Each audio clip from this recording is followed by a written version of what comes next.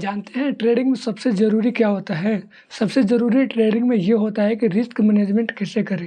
अगर आप कितने भी बड़े ट्रेडर हैं, कितने भी आपके पास कैपिटल है, कितना भी बहुत ज़्यादा पैसा है, अगर आपको रिस्क मैनेजमेंट करना नहीं आ रहा है, नहीं आता है, तो आप अपने कैपिटल को धीरे-धीरे करके मार्केट को दे दीजिएगा, यानी कि पूरा मार्केट में ख़त्म कर दीजिएगा।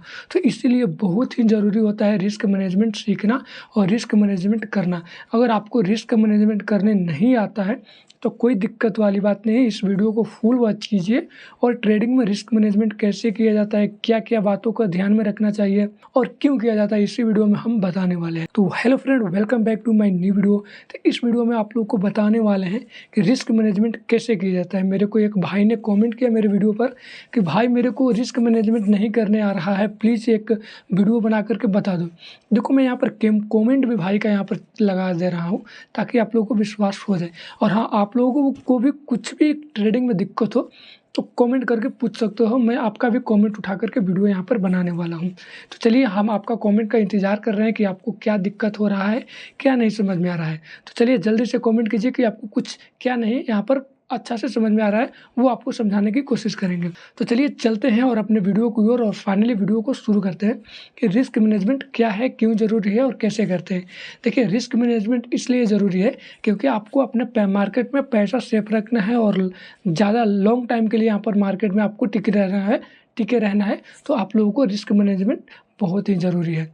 मान लीजिए आपको एक उदाहरण दे करके बता रहे हैं। मान लीजिए आप मार्केट में 10,000 रुपया लेकर के आए और 10,000 से ट्रेड करते आप उसे 15,000 पर चौंका दिए, यानी कि आपको अच्छा खासा प्रॉफिट हुआ, तब आप 15,000 पर लेके गए। अब नए ट्रेडर हैं तो आपको एक ही दिन में तो 10,000 का 15,000 बनेगा नहीं, बेसिकली आपको 10 से 15 दिन या 1 मंथ टाइम लगेगा, तो आप 15,000 पर लॉस प्रॉफिट कर करके ले गए। बट आपको ये तो पता होगा कि मार्केट में ज़्यादा लॉन्ग टाइम के लिए सर्वाइव करना नए ट्रेडर के लिए एक मुश्किल है, चैलेंज है। तो आप लोगों को कभी ना कभी यहाँ पर इतना बड़ा लॉस होगा कि जब आप पूरा 1 मंथ का प्रॉफिट एक दिन में गंवा देंगे। कभी-कभी ग्लोबल मार्केट या इंडियन मार्केट में भी ऐसा बैड न्यूज़ आ जाता है, जिसके कारण मार्केट एकदम 1 मिनट के अंदर में इतना अच्छा खासा नीचे गिर जाता है कि वहाँ पर एक नए ट्रेडर को लॉस करना मतलब कि थोड़ा-सा मुश्किल हो जाता है। उतना लॉस देख कर के थोड़ा-सा टेंशन हो जाता है। तो आप लोगों को बताने वाले हैं कि कैसे ये सब से बचना है आप लोगों को। देखिए अगर आप 10,000 से 15,000 पर लेकर और एक ही दिन में लॉस देख लिए उसको, तो आपका कहीं न कहीं माइंड सेट थोड़ा-सा दिक्कत हो जाएगा, कि माइंड सेट थोड़ा-सा घूम जाएगा माइंड, और आप लोग टेंशन में हो जाइएगा कि मेरा इतना लॉस हो गया।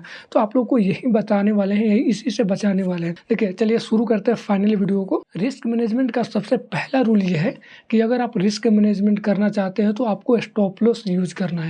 अगर आप लोग को स्टॉप लॉस के बारे में कुछ नहीं पता तो कोई दिक्कत नहीं, हम इस पर भी एक डेडिकेटेड वीडियो बना करके बता देंगे। तो चलिए कैसे स्टॉप लॉस यूज़ करना है। देखिए अगर आप यहाँ पर ट्रेड कर रहे हैं 10,000 से और 10,000 से 15,000 पर ले गए ट्रेड करके, और आपको सोचना है कि आपको ये ध्यान में रखना है कि हम 10,000 मार्केट में डाले हैं तो उससे मेरे को 500 या 1,000 निकालना है। अगर आपके माइंड में चल रहा है कि मुझे 500 निकालना है तो अच्छी बात है, और 1,000 भी चल रहा है तो कोई दिक्कत नहीं है, ये भी अच्छी बात है। बट आप लोगों को ये ध्यान में रखना है कि मुझे स्टॉप लॉस कहाँ रखना है। अगर आप 500 प्रॉफिट बनाने के सोच रहे हैं तो आपको 250 पर स्टॉप लॉस रखना है कि अगर 250 का मेरा लॉस होगा तो ऑटोमेटिक मार्केट कितना भी नीचे जाए तो यहाँ पर मार्केट से मैं खुद से खुद हट जाऊँ, मुझे एग्जिट करने की ज़रूरत ना पड़े, मैं खुद मार्केट मुझे निकाल दे कि नहीं तुम्हारा स्टॉप लॉस जहाँ तुम रखे थे 250 पर, तुम्हारा 250 रुपये ख़त्म हो गया, तुम निकलो। नहीं तो मार्केट धड़ाम से नीचे गिरता है, तो मार्केट नीचे गिरता है और नए ट्रेडर सोचता है कि नहीं यहाँ पर 250 का लॉस हुआ, फिर थोड़ा-सा 240 रुपये का होगा, फिर सोचेगा नहीं 240 रुपये से कम होगा और होगा और कम होगा, ज़्यादा भी होता है तो 200 का भी लॉस होगा, 200 का लॉस दिखाएगा। तो एक नए ट्रेडर सोचेगा कि नहीं 250 ले 200 का हो गया, अब मेरे डायरेक्शन में मार्केट जाएगा। बट ऐसे नहीं होता है, वहाँ पर मार्केट फिर ऊपर जाएगा, फिर धड़ाम से नीचे गिरता है तो वहाँ पर 300 का लॉस दिखाने लगता है, फिर थोड़ा सा ऊपर जाएगा, फिर धड़ाम से नीचे 500, 600, 700 ऐसे ही करके 1,000 का भी लॉस दिखाने लगता है। तो यहाँ पर मजबूरन आप लोगों को लॉस बुक करना होता है। अगर आप यहाँ पर स्टॉप लॉस लगाए होते 500 का कि या 250 का, कि मेरा 250 जाए या 500 जाए तो मेरा ऑटोमेटिक मैं मार्केट से एग्जीक्यूट हो जाए, मुझे यहाँ पर इमोशन कंट्रोल नहीं होता है। हम समझ सकते हैं आपकी बातों को, भावनाओं को, इमोशन कंट्रोल नहीं होता है, सोचते हैं कि नहीं मेरे ही डायरेक्शन में मार्केट जाएगा, बट ऐसा नहीं है। अगर आप स्टॉप लॉस यूज़ किए होते तो आप लोगों का यहाँ पर मान लीजिए कि 500 250 का स्टॉप लॉस रखे थे तो 500 रुपया गया, तो आप लोगों को वहाँ पर 250 का प्रॉफिट होता, 250 पर ही आप एग्जीक्यूट हो जाते, मार्केट से निकल जाते, तो आपको 250 और रुपया बचता ना। तो इसीलिए स्टॉप लॉस यूज़ करना चाहिए, ठीक है। टारगेट भी आप लोगों को बताएंगे, टारगेट भी रखना चाहिए, ठीक है। सोचकर सब माइंड में पहले से रखना चाहिए। रिस्क मैनेजमेंट का दूसरा रूल ये है कि आप लोगों को कभी भी लोन लेकर के या किसी से पैसा मांग करके ट्रेडिंग नहीं करना है। अगर आपके पास आप अच्छा खासा कमाते हैं और आपको ये लगता है कि नहीं मेरे पास थोड़ा सा पैसा पड़े हैं, अगर ये पैसा डूब भी जाए तो मुझे कोई फ़र्क नहीं पड़ने वाला है, वैसे पैसे से आप ऑप्शन ट्रेडिंग कर सकते हो या ट्रेडिंग कर सकते हो। बाय द वे आपको थोड़ा बहुत दिक्कत होगा, थोड़ा बहुत परेशानी का सामना करना पड़ेगा। अगर आप खुद का घर से पैसा लेकर के ट्रेडिंग कर रहे हो, अगर वो लॉस हो गया तो आपको घर पर जवाब देना पड़ेगा कि पैसा कहाँ गया, कैसे लॉस हो गया, क्या क्या किया मैंने कि ख़त्म हो गया। तो अगर आप लोगों के पास एक्स्ट्रा पैसा है तो ट्रेडिंग कर सकते हो। बाय द वे आप कहीं से पैसा जुगाड़ करके अपने रिक्वायरमेंट के अनुसार ट्रेडिंग कर सकते हो। कि आप लोगों को बता दूं कि ट्रेडिंग एक बहुत रिस्की गेम है, ठीक है।